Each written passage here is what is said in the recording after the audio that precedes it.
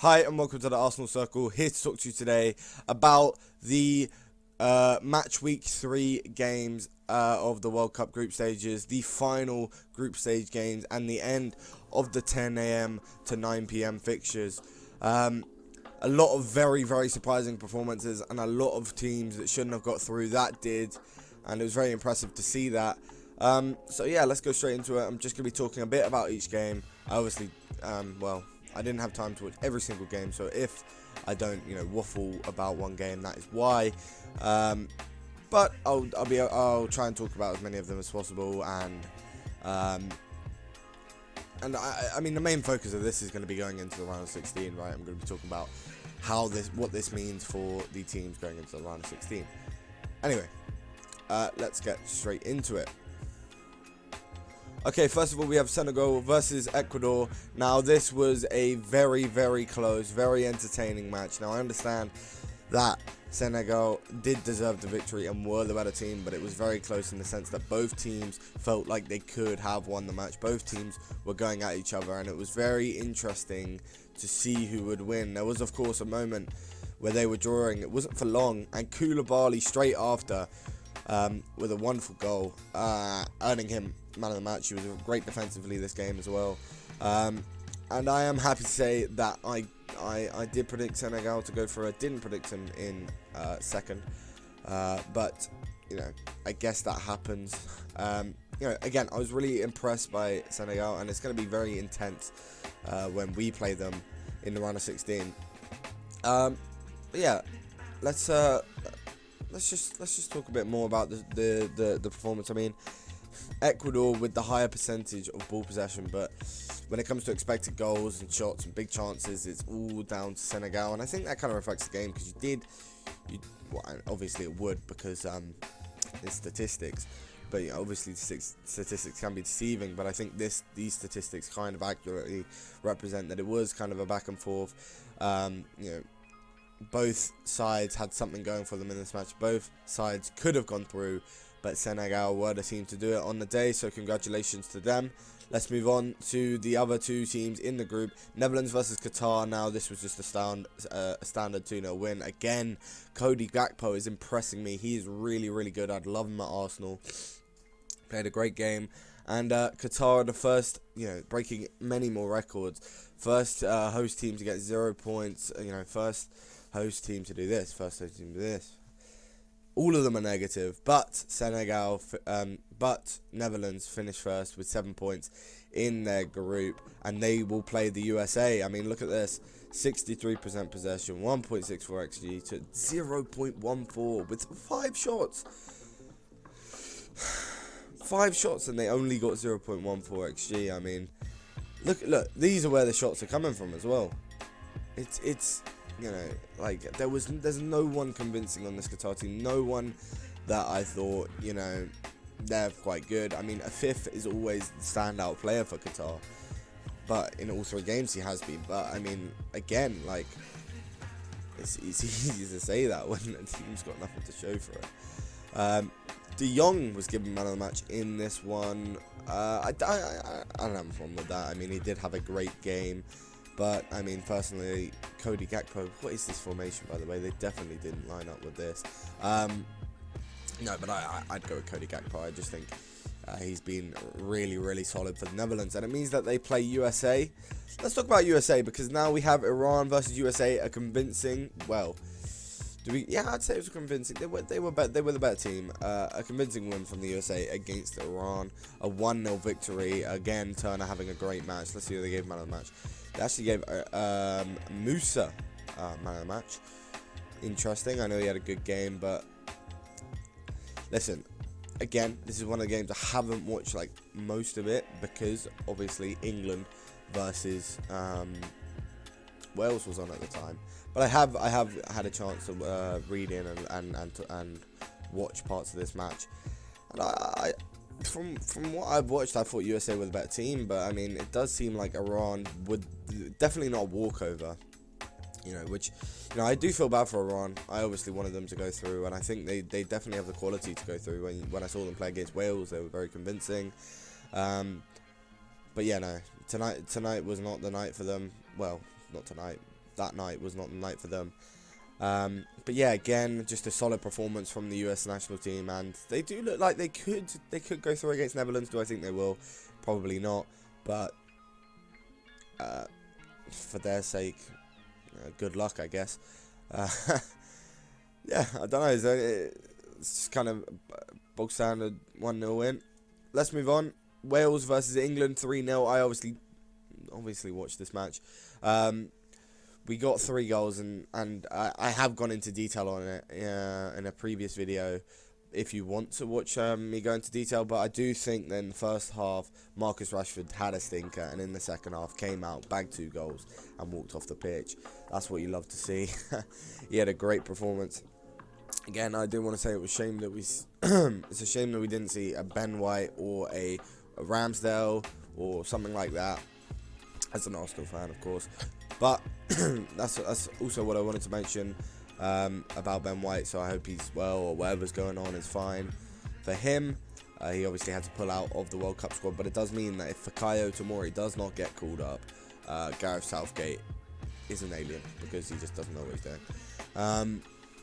But I do want to say, what I want to point out is I think Harry Kane is really not doing it. He hasn't scored. He hasn't scored in this World Cup so far, but he doesn't even look like he's going to score. And he just doesn't seem to have the energy to be able to be a threat in the box at all times. Like, he comes back quite a bit, and it's not what I want from a striker in this England squad, in my opinion. But that's what happened. I mean, we do have to talk about the Wales performance. Obviously, Wayne Hennessy was on a red card, so Ward had to start. And it's not looking good, bruv. And Ben Davies as well, with a terrible performance. I mean, again, Wales just didn't look great, and they didn't deserve to go through. And we sent them back on the plane, which is good for us. Obviously, you know, all the stats you want to see, they're there. We dominated. Simple as that, really. Just a really good performance. Again, this Marcus Rashford free kick, by the way, was exceptional. I mean, it was an exception. It was great, but again, probably the keeper could have done better. Anyway, yeah, I think that's all I want to talk about the game. You know, convincing performance from England, and that's that. Okay, moving on to Poland versus Argentina now. A 2-0 win for Argentina sees them go through and them top the group over Poland. Obviously, very intense game with the other game going on, and any team could have gone through and any team could have gone out. But, you know, that wasn't the case, and it wasn't the case for Argentina and Poland, these two teams going through. 2 goals for Argentina and a missed penalty for Messi, which is interesting. But that does make it 2 penalty saves for Szczęsny so far. Maybe I'm wrong. Maybe it's just this one. But I know he's been really good. Wojciech Szczęsny, big shout out to him. Ex-Gunner, of course, has been incredible for Poland at this World Cup. But I do want to big up Alexis McAllister. He had a great game, and he's a great player for Brighton, and I think he's got a good future ahead of him. He's still only 23, 24. He's got 2 or 3 more World Cups in him if he keeps at this level.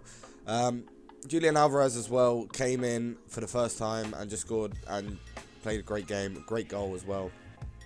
So big up to the whole Argentina national team. Deserved to go through first in the group. Again, one of the favourites of the tournament. And look at the domination of the game. Poland didn't even get a look in. And it does mean that Argentina will go on to face Australia now, rather than France. So good for them. And Poland are left to deal with that mess. Anyway, let's move on to Saudi Arabia versus Mexico. Okay, moving on to Mexico versus Saudi Arabia. Big performance from Mexico, but it wasn't enough to see them go through. They needed, I believe, 2 more goals to go through on the day and to beat Poland to it. But it's just unfortunate for Mexico, and Aldosari. I apologize for any wrong pronunciations of the Saudi Arabian national team and Mexican national team, and any national team for that matter. But yes, this goal really broke Mexican hearts and kind of sealed the deal that they weren't going through. They needed a 3-goal lead on Saudi Arabia, and they weren't able to get that on the day. I mean, the Saudi Arabia keeper getting a high rating here. but Chavez with a man of the match and a goal for Mexico. But you know, it was Mexico. Mexico were the better team. But I do want to say big shout out to Saudi Arabia, because despite all the odds, you know, they are out of the World Cup. They finished last in their group with 3 points, which is, you know, the group was really tight, and Saudi Arabia were part of it, and Saudi Arabia really put in some good performances. So it's a bit of a shame to see them go in that sense, because they definitely had some good performances, and definitely some round of 16 worthy performances, and surprised everyone. You know, they're 51st, and also, yeah, a bit of a shout out to Mexico as well, because it's Ochoa's last World Cup, and it's going to be a shame to see both these teams go out, because they both looked very good, but that's the game, and 2 teams have to go. Moving on to Australia versus Denmark, a 1-0 win for Australia. What a victory. A goal in the 60th minute for Lecky. Hope I said that right. Against Denmark, a big performance. You know, watching this game, you watch Australia and they don't look like they're 38. They looked better than Denmark. They looked like they were a better team. I think as a team, they work really well. I think, you know, as a the team play is what I mean when I say that. And Denmark really weren't convincing, and this is one that I didn't get right in my prediction. I mean, Denmark came last. Obviously, I predicted Denmark to go through like everyone else, but whilst I did say that, I did also mention that I thought Denmark weren't going to be this dark horse that everyone's saying they are.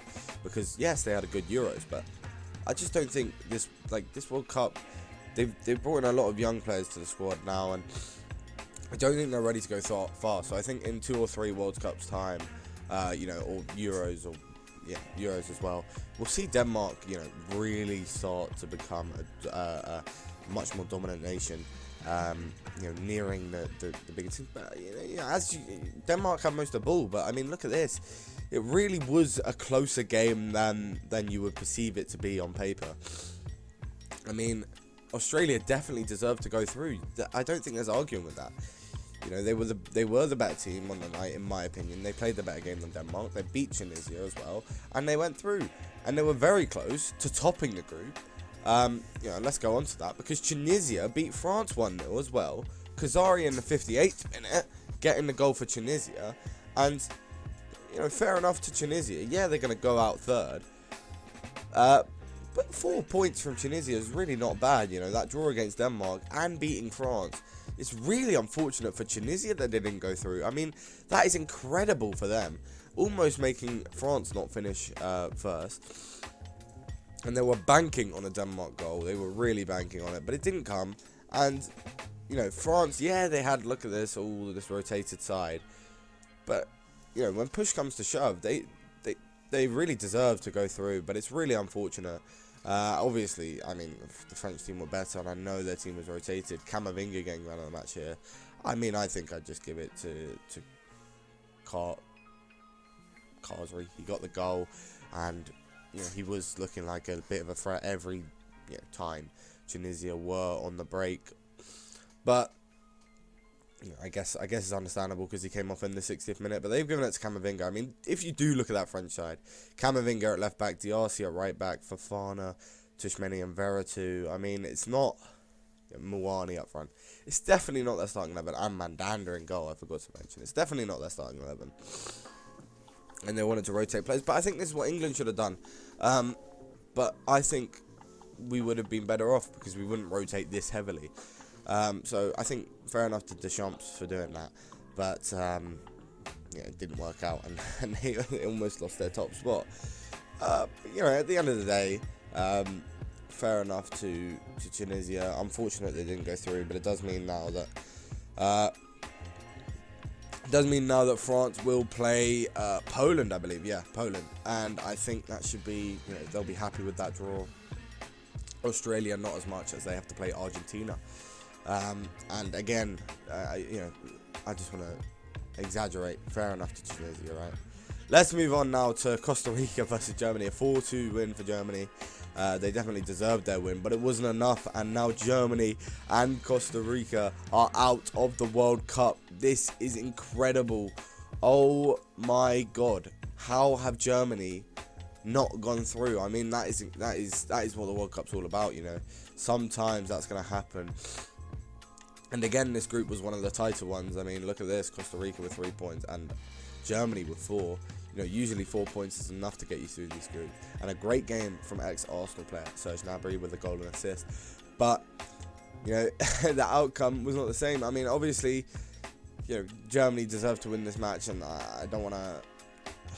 I mean, I guess there's not much to talk about with this match because Germany were the better team. Costa Rica didn't look that good, and Germany were the better team on the day. The match I want to talk about is Japan versus Spain. There was about 3 minutes, I believe, where Spain and Germany were out, by the way. But Japan versus Spain, oh my god. 2-1 win to Japan, and they top their group. They top their group, and I don't think they'll be very happy because we will see who they're playing. I mean, it's not terrible, but I mean, yeah, we'll go on to that in a second. But they did get like, obviously they'll be happy with the result. I'm saying they won't be happy with the round of 16. Like, I don't think it made much of a difference finishing first or second. I think they thought it was the difference between playing Belgium and playing Morocco. But in the end, it's the difference between playing Croatia and playing Morocco. We will get onto that. I'm going a bit far ahead. But, you know, Japan really, really pulled it out the bag and got a 2-1 win. They really looked impressive. And I'm really, I don't know, man. I don't know what to say. Because the Japanese back line is always looking strong. The midfield's looking strong. I mean, I've never been a huge fan of their offense. Like, I know that they've had some good games in that. And look at this side, by the way. It's definitely not their starting team. I mean, likes of Matoma on the bench, Tomiyasu on the bench, Endo on the bench. There's one more. I can't remember who was also on the bench. But, you know, Spain, really. Why is Rodri at centre back, by the way? What is going on with the starting 11? I think Spain got a bit too cocky here, and they deserved their loss. I do think that Japan were the better team. I mean, look at that possession. But again, look at the XG as well. I think it's really hard to read into the stats. But if you actually watch this match and you looked at this match, Japan really deserved their win, and fair enough to them for getting it. They proved on the day that they were well worth their win and they deserved their win. So fair enough to Japan. It does mean that they top the group, and now they will play against, I think, Morocco. No, they play against Croatia. Right? Yes, they play against Croatia. Sorry, I just had to figure that one out. But yes, let's go on to that Morocco game. 2-1 to Morocco. Morocco, you know, topping their group, which is incredible, by the way. Ziyech and Enyezri or Enyesiri, I never know how to say that name. And the Aguerd own goal to give Canada a goal, but at the end of the day, I'm fortunate Canada didn't get any points, because I think in every game they looked like they could have won. I remember I said this to one of my friends. I said every game Canada looked like they could have taken points, but in every game they didn't, and they finished the groups with 0 points. Very unfortunate. I mean, I guess that's the game, right? That's how it is. And Enyesiri, I'm gonna go with, got man of the match, and I think I'd agree with that. I think Ziyech also played a really good match, and obviously Hakimi with his assist. Mazraoui looked pretty good, and Amrabat again. Hollett was the highest rated Canadian. I think that's fair, I guess, but I mean, I'm always impressed by Alphonso Davies and how they play him at left wing when he starts at left back for Bayern Munich. It really does show the levels that Bayern Munich are on in comparison. But, you know, Canada actually had a higher XG, but I thought personally that Morocco were the better team, but maybe I'm wrong there. I guess the XG might just be down to, again, this is why stats can be misleading, is because Morocco had the lead for most of the match and were basically through the group as long as they picked up a draw. And that wasn't the case for Canada. They just wanted some points to give their fans something, you know what I mean? So maybe they were fighting for it. But at the end of the day, a 2-1 win to Morocco. Let's go in to this match. Oh my gosh, Belgium out of the World Cup. Belgium are out of the World Cup, and Croatia held on to a 0-0 draw to go through the World Cup. I mean, Oh my gosh. Can we talk about the worst managerial decision in history, please? This substitution right here. Dries Mertens off, Romelu Lukaku on. You know why this was such a bad... What? How has Romelu Lukaku been given a 7.4 rating? He was terrible. He missed about 4 open goals. So, I mean, I'm definitely disagreeing with FootMob on this one. And Courtois got man of the match. Again, I'm going to disagree. I do think one of the Croatian defenders deserved man of the match. And I mean, FootMob, out of all the Croatian defenders, giving it to Vardiol. I think I'd give it to Livakovic. I think he had a really good game and in goal and stopped the goals that he needed to. He did what he needed, basically, from goalkeeper to keep it 0-0. And again, how has Romelu Lukaku been given a 7.4? This is one of the worst managerial decisions bringing him on. He came on, he missed about 4 open goals that any other player would have scored. And again, I don't know why Trossard was brought off. I know he wasn't having his best game, but I don't know. That's just how it is. Again, it's just incredible to see Belgium out of the World Cup. I mean, look, they did dominate the game, but all Croatia needed was a draw. So they just held on for that draw. They held and they clinched it. So fair enough to Croatia. They've gone through. Sorry, excuse me. And fully deserved to. So fair enough to them. Like Belgium, man, this golden generation is out. But I did see De Bruyne say something interesting, which is that he said, like, I don't think we're gonna win because we're too old or something like that. It's not a way to motivate your players. Like, that's probably played a factor. I mean, not a huge factor, but if that's the mindset in the dressing room for Belgium, oh, we're too old anyway, we can't win this. Yeah, they're not going to. You have to have the mindset. I think every country in the World Cup has to believe that they can win the World Cup. Otherwise, what's the point? You know what I mean? And I guess that's one of the reasons that Belgium are out, in my opinion. But yeah, I think mental plays a lot more of a factor than people realise. So yeah, I am going on a bit of a ramble. So we will move on to the next game. Cameroon versus Brazil. 1-0 win to Cameroon to keep them in, to send them home. It wasn't enough to get through. But Abubakar in the 90th minute, this is the guy that was slagging off Mo Salah and has now scored, I think, 3 or 4 goals in the World Cup. I want to say 3 goals in the World Cup. I know he got a brace in the last game, and he scored. By the way, first shot on target for Brazil, like against Brazil, was in this match, and the first goal against Brazil was in this match. They are FIFA rank 1 in the world rankings. And I did think that Cameroon, fair enough to them, they really put it all out there because they needed to beat Brazil to go through.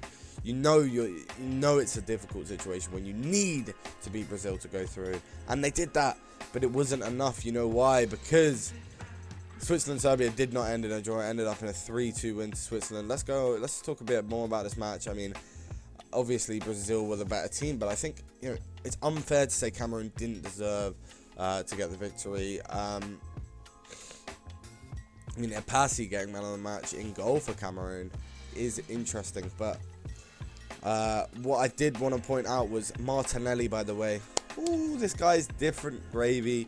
I did think it's still really unfortunate that Jesus is not performing. I did hear this morning that he's out with a muscle tear for a month, which means he will miss the rest of the World Cup, which is really unfortunate because I think he deserves so much more. He deserves the world. This guy is such a good footballer technically. And Anthony didn't have a great game either. Edison started in goal for Brazil. He rarely gets that start. Usually it's Alisson, but apart from that, not much notable to take from this game. A great performance from Cameroon, and they deserved that 1-0 win, but it's just unfortunate for them, at least, that they didn't get it. Because of this match here, Switzerland beat Serbia 3-2. What a game this was, by the way, back and forth. Either team could have won it.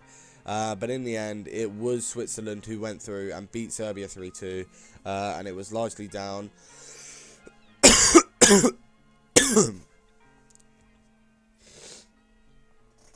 It was largely down to this goal here, right after half-time in the 48th minute. Remo Freuler scoring that one.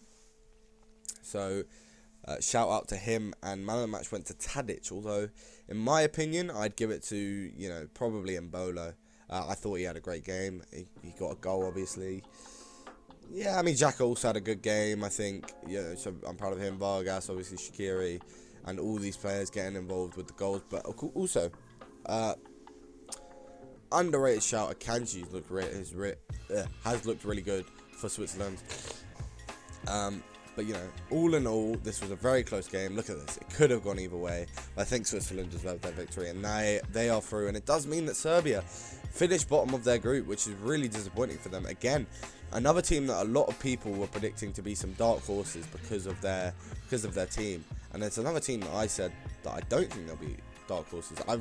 I almost perfectly predicted this group, but I didn't in the end, because I said Cameroon fourth. And I will have a reacting to my predictions video out soon, just so we can see how off or how close I was with each of the groups. But, you know, in the end of the day, Serbia lost to Switzerland, and Switzerland deserved their win. Congratulations to Switzerland. Let's go on to the last group and the last teams. Uruguay beat Ghana 2-0. Very good game for the Uruguayans. They played really well. They deserved their victory. They beat Ghana. Ghana heartbreak. They really wanted to get something from this match. Even another missed penalty for them. But in the end, it doesn't even matter. You know why? Both teams are out because South Korea beat Portugal. We'll get onto that in a second. But it does. This Uruguay performance was actually really impressive. Obviously, De Arrascaeta. What can I say? De Arrascaeta. That's probably wrong. I do apologise if it is. But 2 goals and deserved man of the match. I think Valverde also had a great game, and Suarez looked good, which is unfortunate, you know, for Ghanaian fans. Roche also having a high rating because of a penalty save. But you know what? Ghana didn't play that bad. Like, they really didn't play that bad. But at the end of the day, I did think that Uruguay, throughout the whole match, looked like they were going to win. They were the better team. And it's really a shame to see Partey go home. I didn't think that was going to happen. I thought Ghana might have pulled an upset and gone through, but they didn't. And Uruguay were victorious. But they didn't get the W, if you know what I mean. Like, again, a tight group. You know, a lot of these groups were very tight. It shows the levels of the national team are really going up. And again, this is some more evidence of that. In Group H, South Korea with a last-minute goal to beat Portugal and to go through in the World Cup. Also to stop any team from going 3 wins from 3, by the way. Brazil failed to do it, and then Portugal now failed to do it. Ricardo Horta obviously early on with the goal against Korea, but Young Gwon Kim and Hwang Hee-chan went and scored for South Korea. And you know what? I was pretty impressed with South Korea. Obviously, Heung-min Son stood out, unfortunately. Stood out as one of their better performances, and I think their defence is particularly impressive. And I know a lot of people have obviously been having a laugh about it, but I do think I have been impressed by their defence, and I mean, it's been shown. Look, Ronaldo on a 4.9 rating, and that has to be partially down to the South Korean defence.